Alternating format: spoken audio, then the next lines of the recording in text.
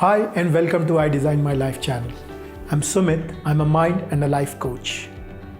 So let me ask you very quickly, are you afraid of public speaking? Are you afraid of talking to authority figures? Are you afraid of talking in a group of people or to a stranger? If your answer to any of this is yes, then this is what we are going to exactly cover in this video. So if you said yes to any of these, so today might be a day when you will see the beginning of the end of this fear. And today we are going to talk about fear of embarrassment or shyness.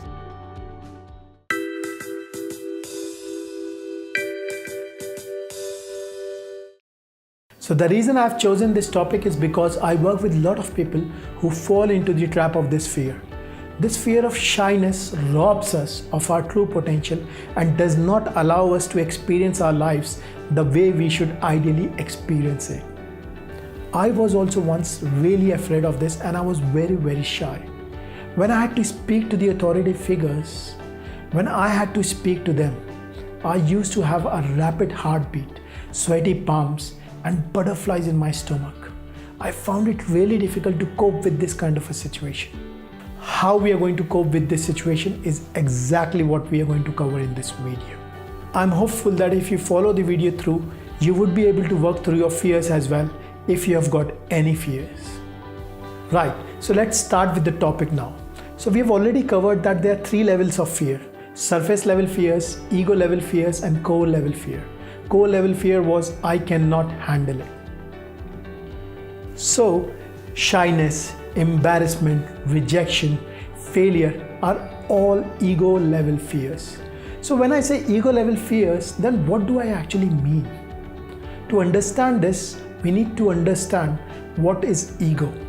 And to understand the ego, we need to understand a very important term, and that term is called as self-image. So let me ask you, what is self-image? So our self-image is how we see ourselves. It is our beliefs about ourselves. We talk about our self-image when we say statements like, I'm excellent at sports, I'm intelligent, I'm bad at public speaking, etc. Another important dimension of the self-image is if we do not feel good about ourselves, we do not want the world to know about that.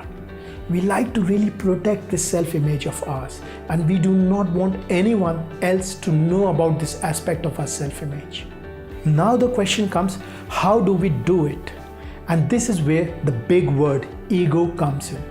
So to protect our self-image, we appoint a soldier or a knight, and this knight is called as ego. So what does ego do? The task of the ego is to protect our sense of self. The moment it senses that our self-image is threatened, it starts its plan to protect our self-image. So let me try to give you an example over here. Let's say you are a very shy kind of a person and you have been invited to a party. Now you don't want to go to the parties. There are n number of reasons why you might not want to go. One of those could be, I don't feel like going to the parties, I'm not confident enough. Now you might just not say this to yourself, however that might be the underlying reason. Your sense of self is getting threatened over here. And this is where your ego comes in to protect yourself. Now what is the ego going to do over here? Well, your ego has got two strategies over here. One strategy is it will try to avoid that situation altogether.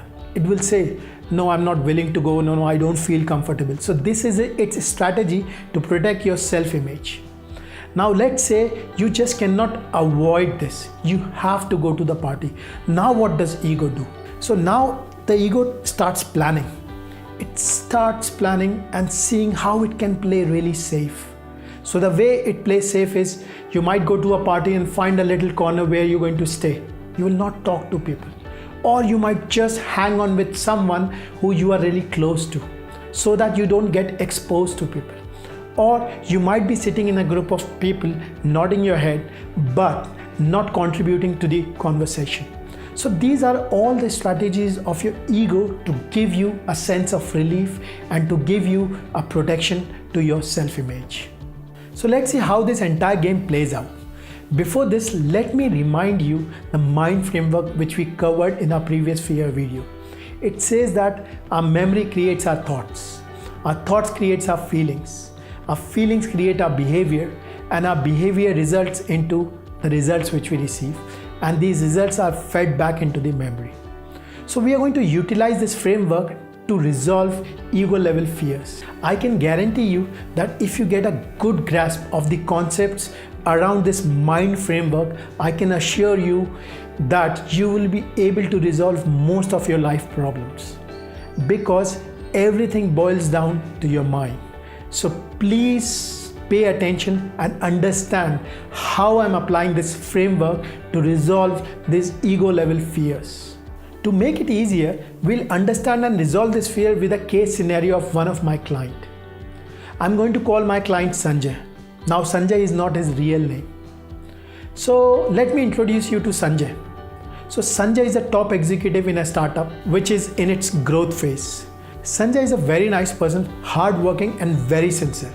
But there is something strange with Sanjay. Sanjay really gets afraid when he is meeting top officials or when he has to present something to top officials. He is, however, okay when he has to speak to his subordinates. Now, since we have met Sanjay, let's meet Sanjay's self-image.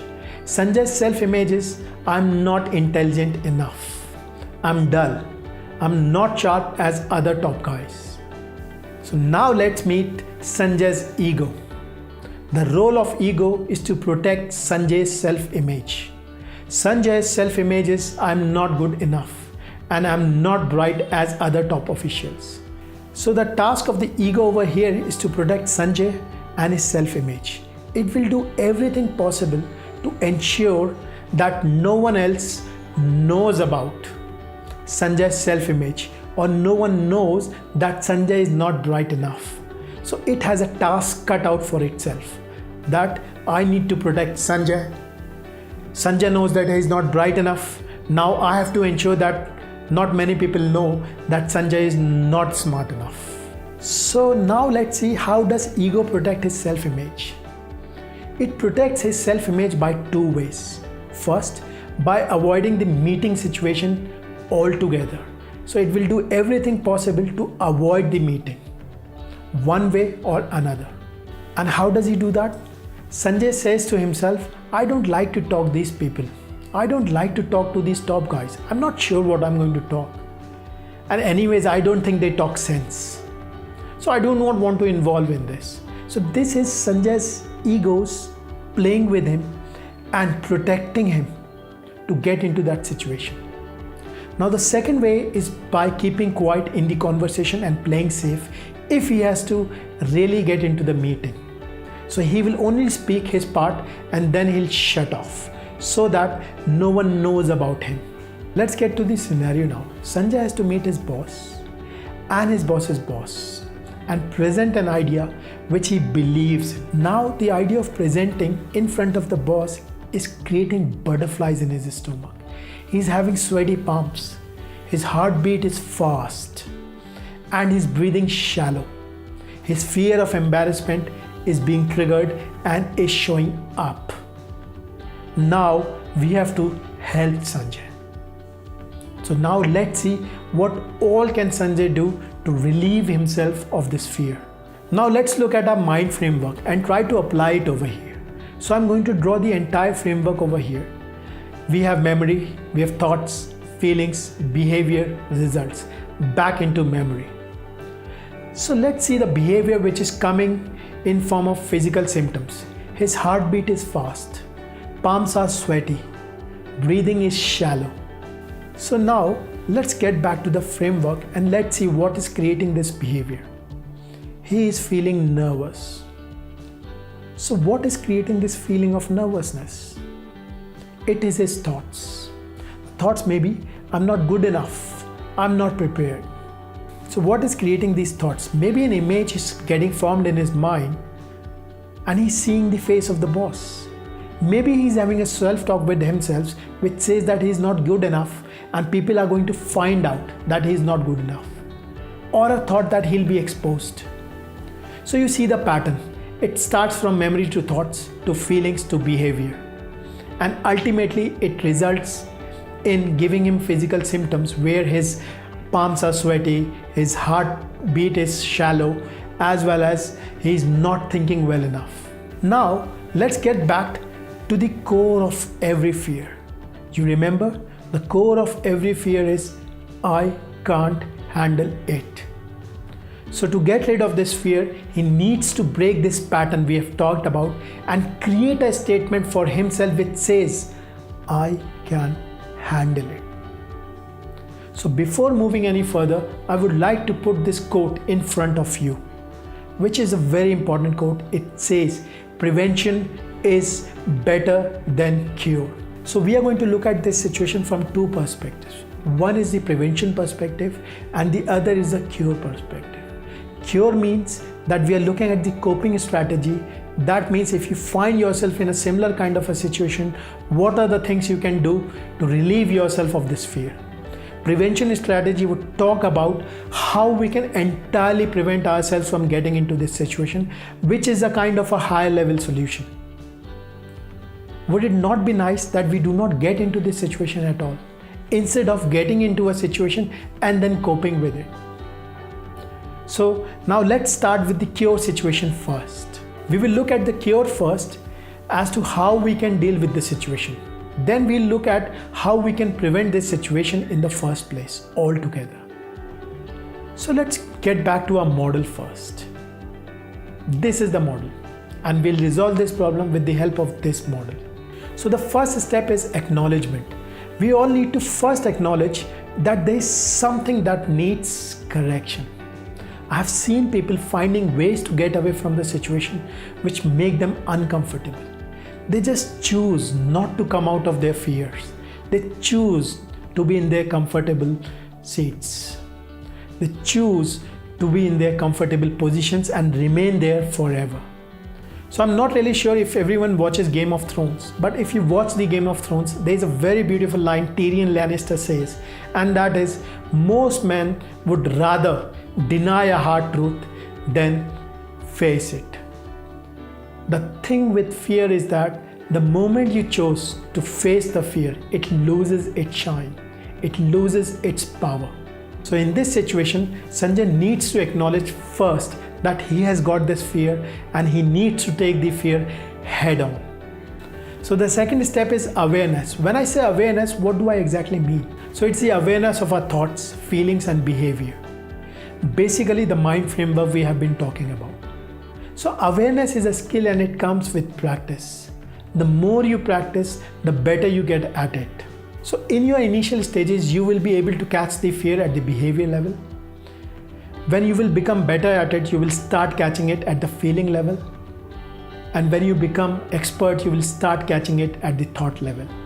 So let's get back to the scenario. Let's assume that Sanjay is aware of his behavior. Let's see how he can go about this.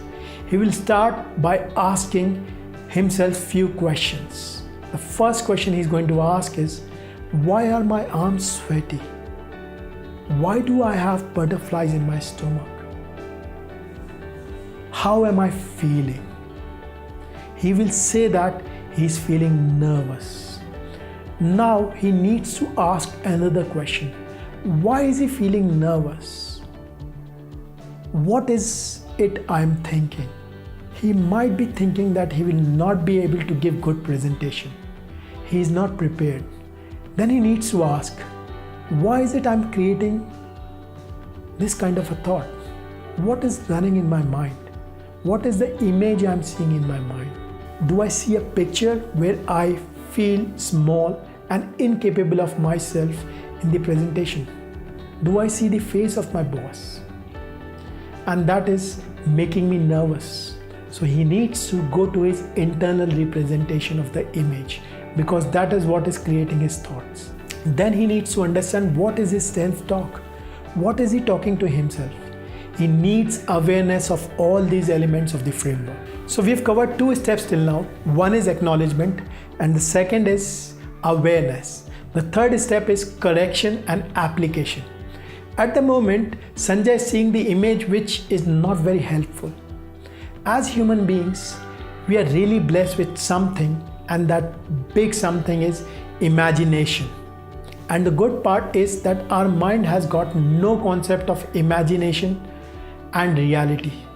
We can create images so vividly that our mind might not be able to understand whether it is a real image or an imagination which we are doing.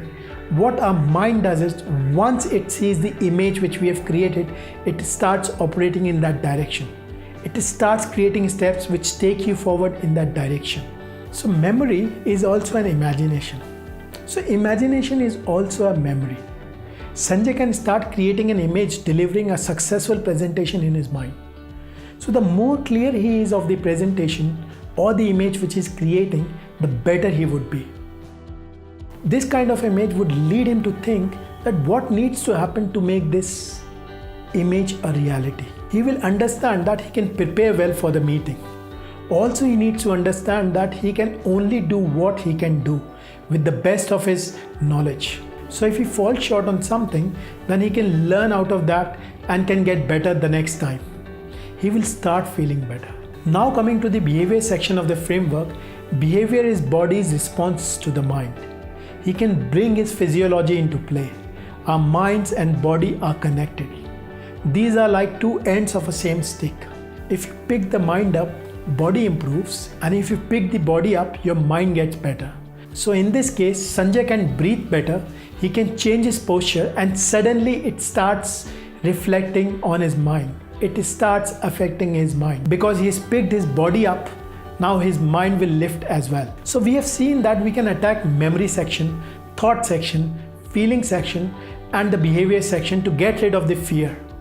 Success at any one of these elements can create an impact on other parts of the framework as well. So you can start, or Sanjay can start anywhere he likes. The key to getting rid of the fearful state is awareness. A lot of your life problems can be solved by increasing your internal awareness. Awareness is a skill.